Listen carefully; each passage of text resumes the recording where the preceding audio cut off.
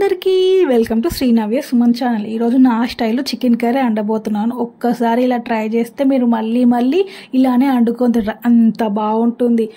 ఎవరైనా వంట రాని వాళ్ళకు కూడా ఇది చాలా ఈజీ. ఒక్కసారి ఈ వీడియో చూస్తే ఈజీగా వంట వండిస్తారు. ఇక లేట్ చేయకుండా ప్రాసెస్ ఎలానో చూద్దామా. ముందుగా మనం 1 kg చికెన్ తీసుకోవాలి. దాన్ని బాగా వాష్ చేసేసి దాంట్లో తగినంత సాల్ట్ వేసుకోవాలి, తగినంత కారం వేసుకోవాలి, 1/2 కప్ పెరుగు వేసుకుంటున్నాను, 1 స్పూన్ పసుపు వేసుకుంటున్నాను, కొంచెం అల్లం వెల్లిగడ్డ పేస్ట్ వేసుకొని దాన్ని మొత్తం మంచిగా బాగా మిక్స్ చేసేయాలి.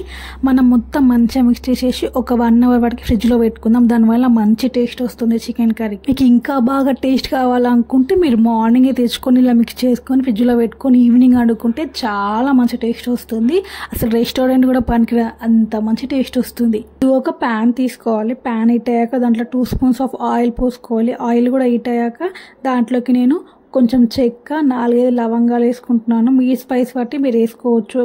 కొంచెం అల్లం వెల్లిగడ్డ పేస్ట్ వేసుకుంటున్నాను. ముందుగానే చికెన్లో అల్లం వెల్లిగడ్డ పేస్ట్ వేసుకున్నాను, అందుకే నేను కొంచెం తక్కువ అల్లం వెల్లిగడ్డ పేస్ట్ వేసుకుంటున్నాను. దాంట్లోనే చిన్న కట్ చేసిన ఆనియన్స్ ఎంత చిన్నగా కట్ వేస్తే అంత మంచి టేస్ట్ వస్తుంది.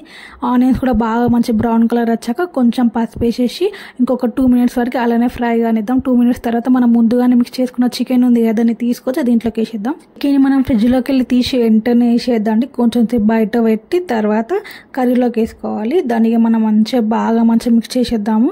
మొత్తం మంచిగా మిక్స్ చేసేద్దాము. ఇలానే మనం ఒక 5 మినిట్స్ వరకు కుక్ కానిద్దాం. 5 మినిట్స్ తర్వాత కొంచెం వాటర్ పోసుకుంటున్నాను. నేను లైట్గా వాటర్ పోసుకుంటున్నాను. ఒక 1/2 కప్ అంతా వాటర్ పోసుకుంటున్నాను నేను. ఇది ఒక ఆప్షన్ అండి. మీకు బాగా ఫ్రై కావాలంటే వాటర్ పోసుకోకండి. వాటర్ పోసుకుంటే మంచిగా గ్రేవీ ఇంకా కొంచెం మంచిగా వస్తుంది.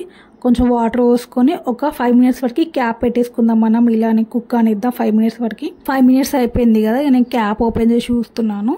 చూడండి మన చికెన్ కర్రీ బాగా ఎంత మంచి ఉడుకుతుందో.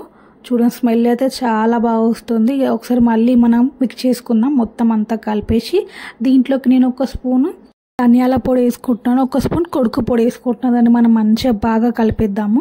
ఉడక పొడి వేసుకుంటే మన గ్రేవీ మంచిగా థిక్గా అవుతుంది. చూడండి ఎంత థిక్గా అయింది. ఇంతకుముందు కొంచెం వాటర్ లా ఉండి ఇప్పుడు థిక్గా అయింది. ఇలానే ఇంకొంచెం సేపు మనం బాయిల్ కానిద్దాము. ఇంకొక 5 మినిట్స్ బాయిల్ అయితే మన చికెన్ కర్రీ రెడీ అయిపోతుంది. నేను 5 మినిట్స్ వరకు క్యాప్ పెట్టేస్తున్నాను. 5 మినిట్స్ తర్వాత మన క్యాప్ ఓపెన్ చేసి చూస్తే చూడండి చికెన్ కర్రీ పైన ఎంత మంచిగా ఆయిల్ పైనకి వచ్చిందో. ఆయిల్ పైనకి వచ్చిందంటే మన చికెన్ కర్రీ రెడీ అయిపోయినట్టే. చూడండి చికెన్ చూడడానికి ఎంత జ్యూసీగా ఉందో. దీన్ని వేడి రైస్లో వేసుకొని తింటే ఎవరైనా సరే ఆహా అనాల్సిందే, అంత మంచి టేస్ట్ ఉంటుంది. ఒక్కసారి నా స్టైల్లో చికెన్ కర్రీ ట్రై చేయండి, చాలా బాగుంటుంది. లాస్ట్కి కొత్తిమీర వేసేసుకుంటే మన చికెన్ కర్రీ రెడీ అయిపోయింది. ఎంతో ఈజీ అయినా ఎంతో టేస్ట్ అయినా చికెన్ కర్రీ రెడీ అయిపోయింది కదా.